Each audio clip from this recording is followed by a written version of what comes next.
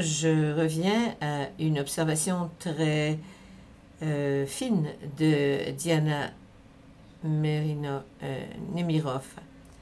Elle parlait de l'expression autochtone qui se produit à un moment de crise dans l'histoire de l'art occidental. Alors, quelle serait cette crise dans l'histoire de l'art occidental? Je pense que la crise, c'est la définition elle-même.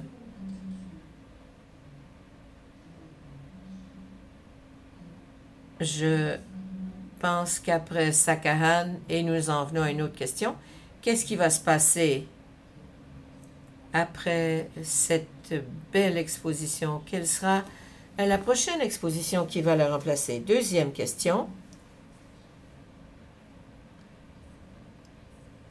L'exposition Inuit se trouve au sous-sol de ce musée des Beaux-Arts. Est-ce une exposition permanente ou non? La raison pour laquelle je pose la question, je viens de Samoa, je fais partie de la diaspora, je voyage beaucoup, je suis basée à Auckland et je voyage pour mon travail. Une fois, j'étais au Musée des Beaux-Arts de New South Wales et c'est très intéressant de voir la structure du Musée des Beaux-Arts de la Nouvelle-Galles du Sud. L'art occidental se trouve en haut et l'art autochtone se trouve dans aux étages inférieurs. Et je voudrais que quelqu'un du Musée des Beaux-Arts du Canada m'explique la raison pour laquelle l'exposition d'art inuit se trouve au sous-sol. Est-ce qu'il s'agit de quelque chose de permanent, de temporaire? Qu'est-ce qui va se produire après Sakahan? J'espère qu'on ne s'imaginera pas qu'on a fait la chose convenable à l'intention des Autochtones et par la suite, on va s'occuper des non-autochtones. Vous avez eu votre part, vous avez reçu vos couvertures, taisez-vous. Je voudrais bien que quelqu'un de l'institution me donne une réponse. Ce sera mon privilège et mon fardeau. Vous avez posé une excellente question. Je vous remercie d'avoir posé cette question. La prochaine exposition qui aura lieu est une exposition historique canadienne qui se penchera, et c'est quelque chose de très innovateur. Il s'agit de l'histoire du début des arts au Canada.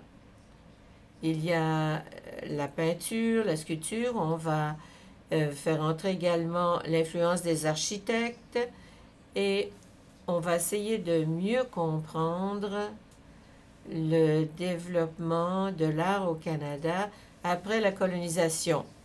Pour répondre à votre deuxième question, qu'est-ce qui va se passer maintenant? Sakahan est la première exposition d'un cycle de 5 ans.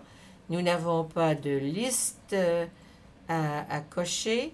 Nous voulons nous orienter vers l'avenir et les expositions qui vont venir sont des expositions solo d'artistes autochtones.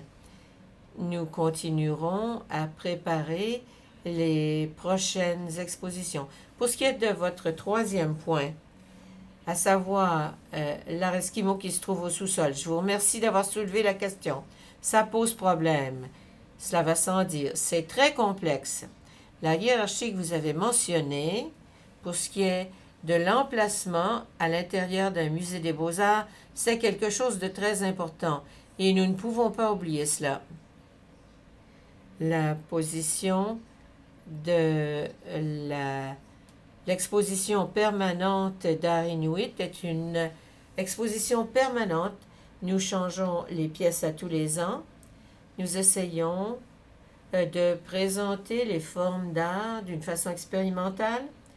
C'est un secteur qui est autonome et nous avons eu la possibilité de faire les choses un peu autrement qu'à l'étage principal ou aux étages supérieurs.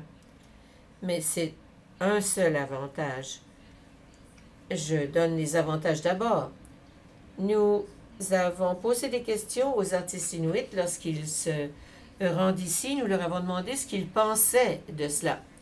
Et dans la majeure partie des cas, ils préfèrent qu'il y ait un espace consacré à l'histoire de l'art inuit et à l'expansion de leurs arts visuels.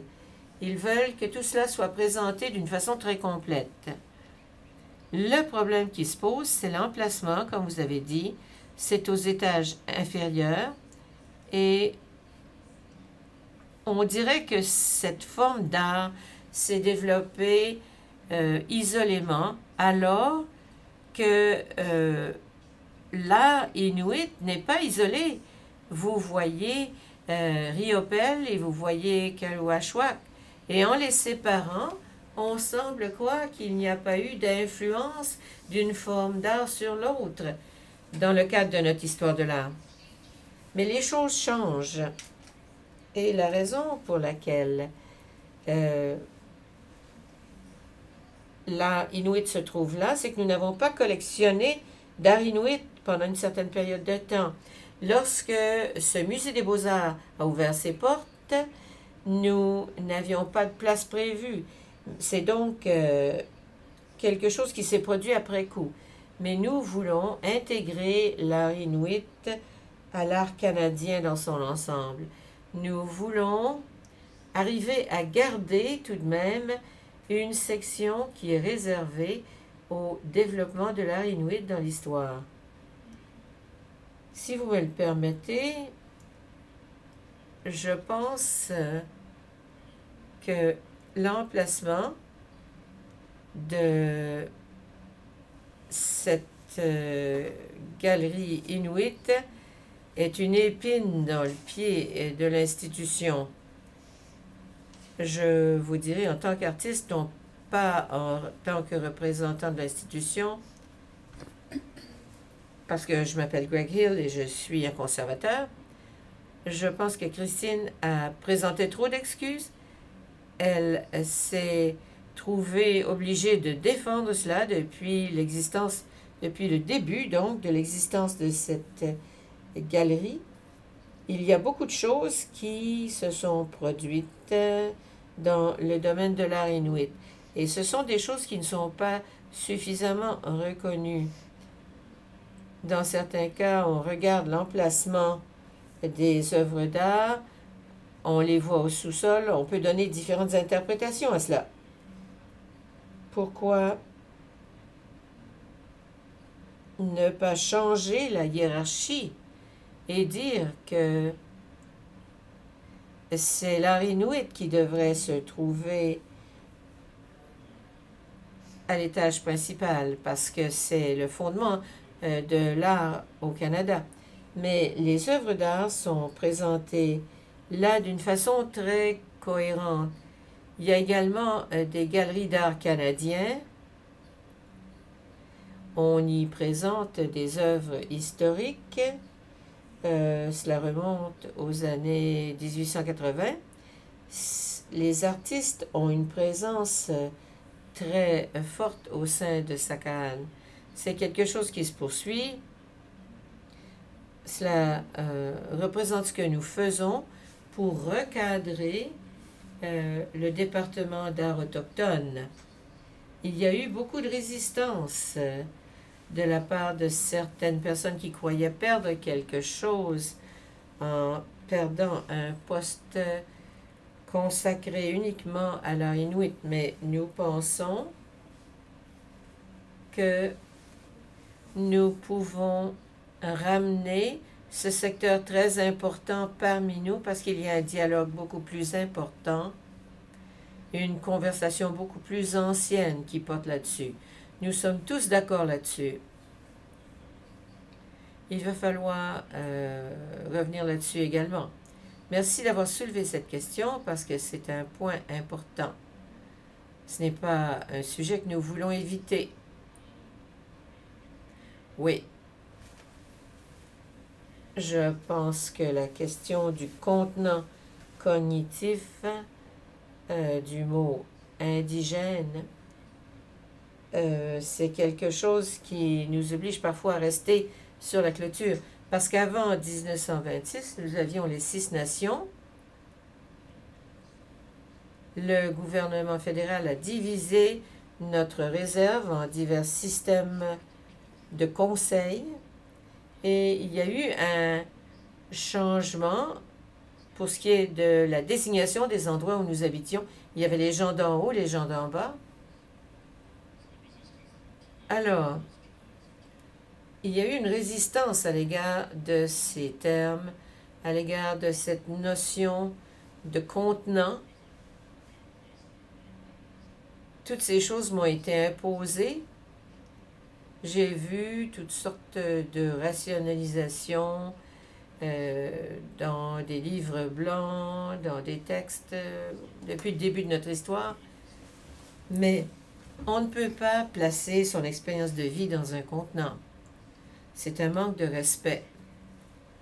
En même temps, de l'autre côté de la médaille, le fait que nous ayons cette expression, cela nous permet de décrire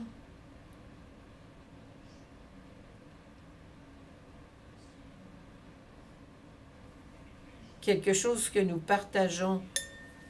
Cela nous permet d'examiner ce que nous sommes, d'où nous venons, par opposition à une expérience de vie. J'aborderai brièvement cette question d'indigénéité. Cela fait partie du système de classement adopté par les structures coloniales et nous avons dû accepter cela. On parle d'art occidental qu'on suspend sur les murs.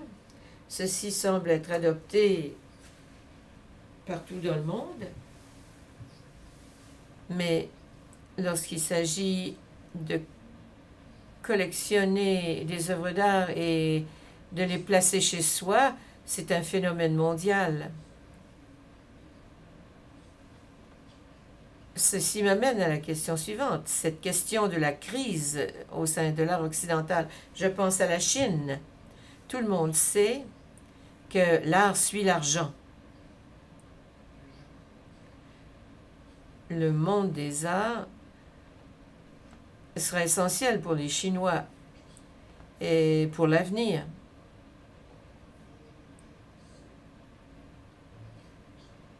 Il y a environ 3 semaines,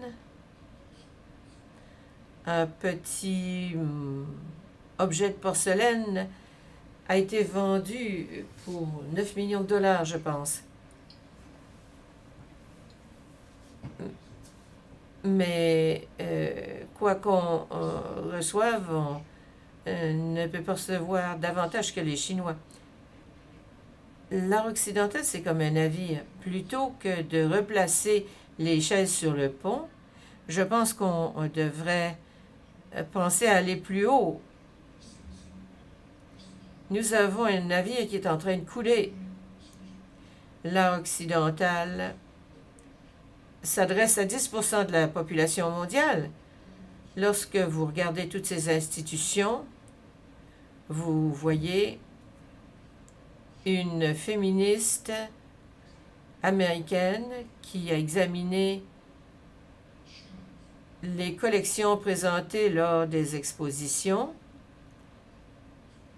dans la galerie Tate et dans la galerie des Nouvelles-Galles du Sud. Il y a plus de 70% des artistes qui sont de sexe masculin et 26% des artistes qui sont de sexe féminin et 1% des artistes qui sont des autochtones. Et il y a donc 1% qui nous est réservé. Ceci me dit que 90% des gens se rendent compte que les grandes collections ne valent rien. Et Je pense que lorsque j'entre dans cette porte, il faut que je puisse voir les meilleures œuvres. L'autre crise pour les Occidentaux, c'est qu'ils doivent commencer à produire de l'art qui est de bonne qualité.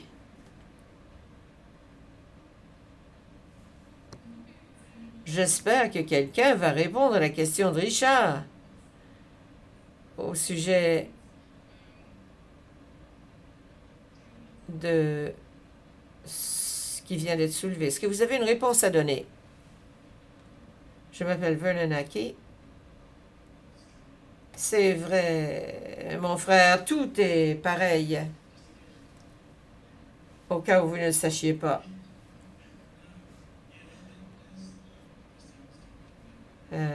Christine parlait de la crise dans l'art occidental qui ramène un intérêt à l'égard de l'art indigène. Je pense qu'il n'y a pas de crise dans le monde de l'art occidental.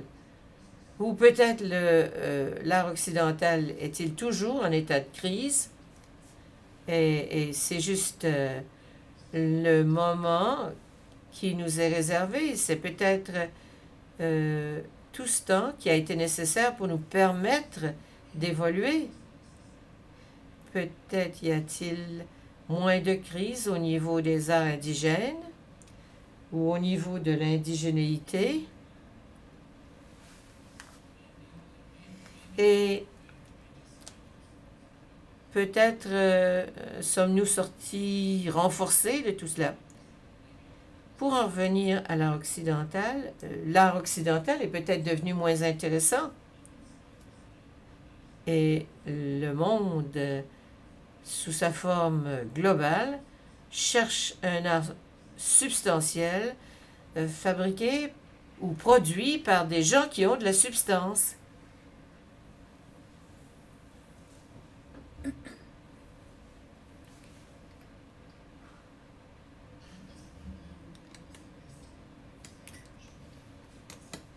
Quand les gens parlent d'art occidental et essaient de le définir, ça me pose des problèmes parce qu'il ne s'agit pas que de l'art occidental, mais de l'art asiatique et toutes les autres formes artistiques avec lesquelles les autochtones doivent cohabiter. Je voulais dire que l'art occidental a toujours été en crise. L'une des choses qu'il faut faire, peut-être, comme vous l'avez dit, consiste à redéfinir notre art pour nous-mêmes et nous le réapproprier. Aujourd'hui, on a parlé de modernisme, une génération des années 50 qui doit tout à Picasso, apparemment. Moi, j'ai toujours pensé que c'était l'inverse. Et Picasso devait tout à l'art océanique et africain.